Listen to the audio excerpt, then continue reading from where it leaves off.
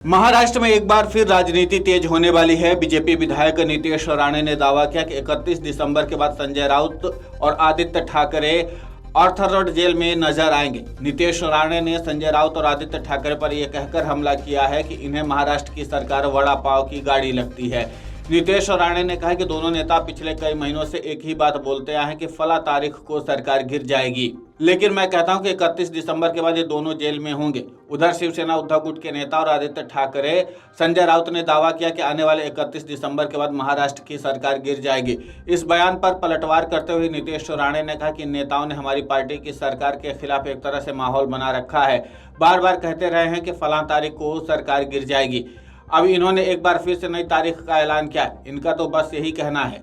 BJP विधायक नीतीश राणे ने सवाल उठाया कि हमारी सरकार को नामर्द कौन बुला रहा है, स्वप्न पाटकर के घर पर हमले कौन कर रहा था। उन्होंने संजय राउत पर स्वप्न पाटकर को लेकर के अपशब्द का इस्तेमाल करने का भी आरोप लगाया। उन्होंने कहा कि महाविकास अघाड़ी सरकार आने के बाद एक घटना हुई, एक महिला की कार पर कैसे फायरिंग हुई, संजय राउत को बताना चाहिए। इसी के साथ नीतीश राणे ने दत्ता दलवी का भी मुद्दा उठाया।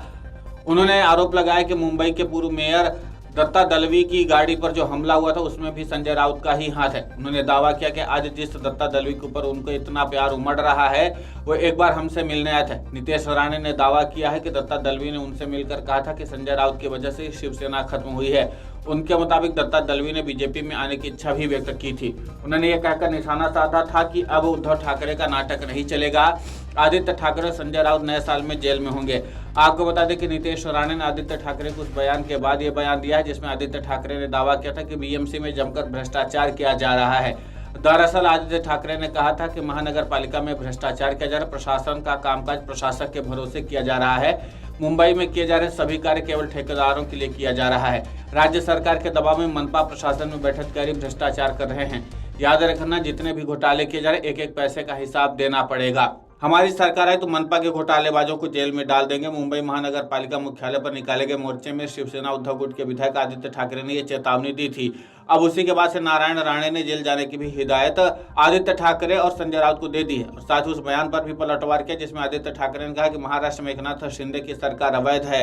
हालांकि इस मामले पर अभी तक शिवसेना उद्धव गुट की ओर से कोई जवाब नहीं आया है, लेकिन देखना दिलचस्प होगा कि आदित्य ठाकरे या फिर संजय राउत की तरफ से क्या जवाब नीतीश राणे को दिया जाता है, क्योंकि नीतीश राणे के दावे से महाराष्ट्र का सियासी पारा तो हाई हो ही गया है। और इन सब के बीच जिस तरीके से नीतीश राणे ने दावा किया है कि दोनों ही नेता अब जेल में होंगे, उसके बाद से जाहिर सी बात है कि कई मामले ऐसे हैं जिसको प्रकाश में लाने की कवायद में जुट गए हैं आदित्य ठाकरे और संजय राउत के विरोधी।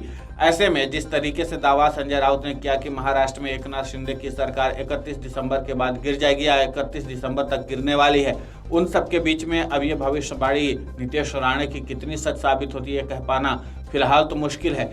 लेकिन फिलहाल महाराष्ट्र की राजनीति में एक बार फिर से हलचल तो पैदा हो ही गई है कि क्या एक बार फिर से महाराष्ट्र की सियासत में बड़े नेताओं की गिरफ्तारी का सिलसिला चलेगा। ये सब कुछ सवाल अब आने वाले वक्त में ही पता चल पाएगा। इन सारे सवालों का जवाब वीडियो डेस्क amarujala.com। अगर आप ये वीडियो YouTube पर देख रहे हैं तो हमारे चैनल को सब्सक्राइब करें और बेल आइकन को दबाना ना भूलें। अगर आप Facebook पर ये वीडियो देख रहे हैं तो हमारे पेज को लाइक करें।